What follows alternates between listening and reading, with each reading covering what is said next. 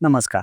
आज आपण neck pain ज्याला आपण मानेचं दुखणं किंवा अपर बॅक पेन ह्याच्या बाबतीत काही डिस्कशन करणार आहे. जसं कमरेचं दुखणं कॉमन आहे, तसं आजकाल आपण नेक पेन हे कॉमनली बघण्यात येतं. त्याचं महत्त्वाचं कारण आहे की आपले लाईफस्टाईल. आजकाल आपण बघतो की 8-8 तास, 9-9 तास लोकं लॅपटॉपवर बसलेले असतात. लॅपटॉपमधली स्क्रीन, बसण्याचा पोश्चर, मोबाईलचा वापर वाढलेला आहे. यंग एजमुळेच त्यामुळे आजकाल मानेचं दुखणं हे कॉमन झालं.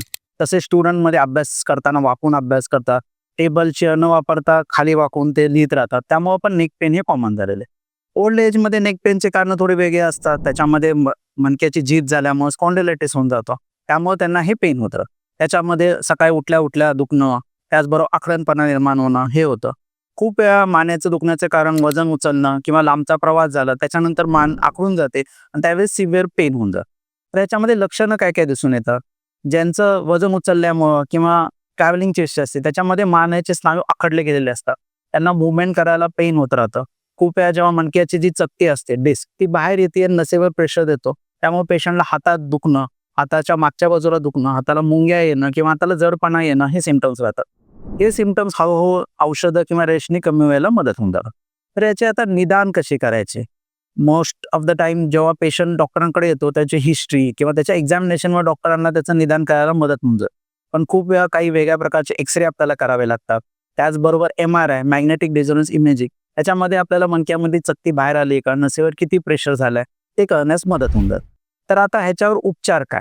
तर सर्वात महत्त्वाचं आजकालच्या काळामध्ये जे मानेचं दुखणं किंवा अपर बॅक पेन सुरू झाले ते लाईफस्टाईल मुळे झालेलं आहे. तर आपलं लाईफस्टाईल मॉडिफिकेशन हे करणं जरा महत्त्वाचं राहतं. तर पहिली गोष्ट आपल्याला लॅपटॉपचं यूज कमी करून त्याला डेस्कटॉपमध्ये कन्व्हर्ट करता आलं तर बेटर राहणार. म्हणजे स्क्रीन असते ती डोळ्याच्या समोर असली पाहिजे. हात जो आहे तो आपला आर्म रेस्टवर पाहिजे आणि पूर्ण बॅक तुमची सपोर्टेड पाहिजे. तुम्ही जेव्हा पुढे वाकून बसता तेव्हा बॅकला काही सपोर्ट नसतो.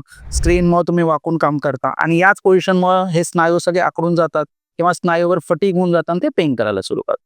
दुसरी गोष्ट तुम्हाला एका जागी अर्धा तास किंवा 45 मिनिट्सपेक्षा जास्त नाही बसायचं. तुम्ही मध्ये ब्रेक घेऊ शकता आणि परत येऊन बसू शकता. सर्वात महत्त्वाचं आपल्याला व्यायाम. व्यायाम म्हणजे आपले मानेचे व्यायाम किंवा खांद्याचे व्यायाम.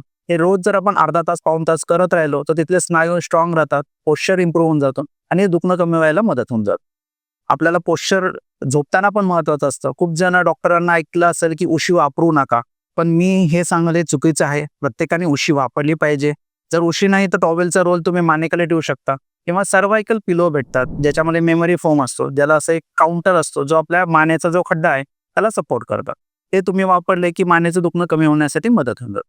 खूप वेळा जेव्हा डिस्क प्रोलॅप्समुळे मान दुखते किंवा हे स्नायू आखडून गेले असतात, त्या काही आम्ही त्यांना पट्टा वापरायला सांगतो, काही काय रेस्ट घ्यायला लावतो. त्यामुळे जी डिस्क बाहेर आली ती श्रिंक होऊन जाते आणि हातावरच्या नसावरचं प्रेशर कमी होऊन जातं. पण खूप वेळा लोकांना ह्याच्याबरोबर काही औषधं आपल्याला चालू करावं लागतात. त्याच्यामध्ये अँटी इन्फ्लेमेटरी ड्रग, मसल रिलॅक्सन त्यांचं दुखणं हे कमी करावं लागतं. काही वेळा जेव्हा नसेचं दुखणं असतं त्यावेळेस प्रीगॅबलिन हे मेडिकेशन हेल्पफुल राहतं. फिजिओथेरपी पण ह्याच्याबरोबर उपयोगी राहतं. फिजिओथेरपीमध्ये IFT हा शेक देतात. त्याचबरोबर काही मानेचे, खांद्याचे व्यायाम करून घेतले, की खूप वेळा हे जे मेकॅनिकल नेक पेन आहे ते कमी होण्यासाठी मदत होतं. पण खूप वेळा काही न सगळं करून झाल्यावर पण हे पेन कमी होत नाही. त्यावेळेस मग आम्ही त्यांना सर्जरीचा सल्ला देतो. सर्जरीमध्ये शक्यतो जेव्हा डिस्क प्रोलॅप्स असते, त्यावेळेस दुर्मिणीतून जाऊन किंवा ओपन करून ती चकती बाहेर काढली जाते. पण नसावरचा जो प्रेशर आहे तो मोकळा होऊन जातो. त्यानंतर पेशंट सुरळीत जीवन जगू शकतो आणि रेग्युलर व्यायाम केले, की हे नेक पेन आपल्याला फ्युचरमध्ये त्रास देत नाही. धन्यवाद.